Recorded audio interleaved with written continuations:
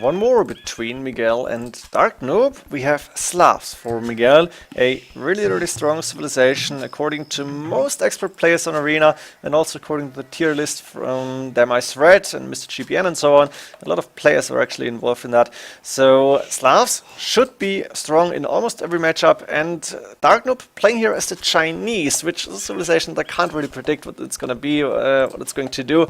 I feel it's not easy to play, but it can be really strong. We're going to find out in this game how Miguel and Darknoob are going to play this. Starting with the maps, let's go for Miguel first. Got 4 deer inside, which is nice.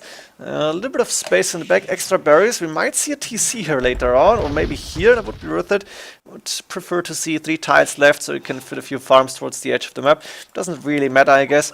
We have a lot of nothing. The main stone at least somewhat safe in the back here, but the golds must be forward. Second gold inside forward, main gold forward, third gold on the left hand side outside.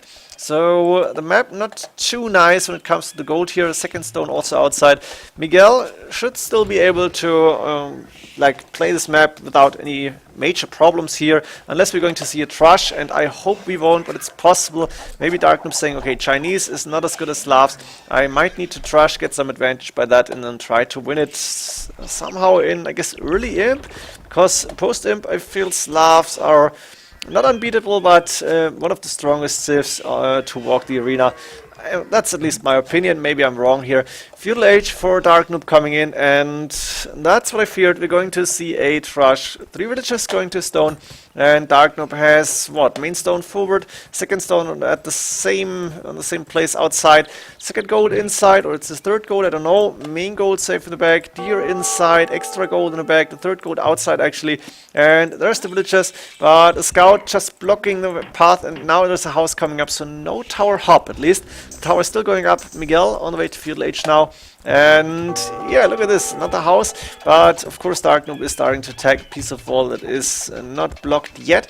Another tower coming up, and Miguel is quick to get houses to try and wall Darknoob out as far as possible. Also, he's using a watchtower to protect his main gold, and I like this decision. I think one more house here to make sure the tower, even with fletching, cannot hit, but it's got fletching already, and looks like they're not in range here. Another watchtower coming up from Darknoob, second watchtower from Miguel. He should be fine, except for the gold.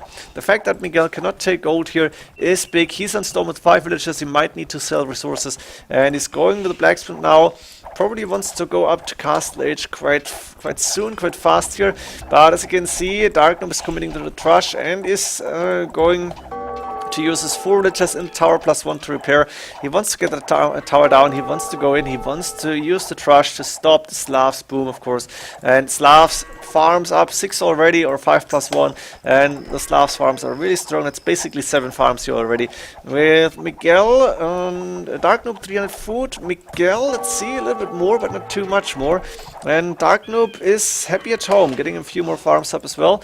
1 lumber camp, as far as I can see, still taking berries, and he's still with 3 villages on stone. We have Miguel with 3 villages on stone, more farms on the way. It's pretty much the same thing they're doing, and both players will try to go up to Castle Age as fast as possible now, I guess. Looks like Darknoob actually has to repair a lot here, and Miguel is able to keep his tower up and keep it filled with 5 villages. So Darknoob's Trush not really that successful. We will find out eventually after both players have clicked up, and we will see who's going to be able to transition into Castle Age like smoother and faster and better. Also, minor watchtower fight here across that second gold, but the main fight here, of course, on the main gold. Both players idling 5 villages here. Darknoob actually with 6. Not sure what that's all about, because he's only got 5 here. And of course Miguel with the 5 villages in the tower. Castle Age almost at the same second with Darknoob 3 villages behind, actually. Was wrong here. He lost 2, I guess. Not sure where. Was it on the board or was it on the towers? Both possible. And I think Darknoob might lose. Ooh, was the villager dying from Darknoob again? Wait, no. Miguel lost villages and still has more. What is that all about? He lost villages. I was wrong. Darknoob didn't lose villages here. Castle Age still going. Stone mining coming up from Miguel. Nice house wall here. More houses just in case, I guess. I think this is a wall, not a like a house because you want to have a house. Looks like Darknoob is giving up on the tower. No, he's still garrisoning.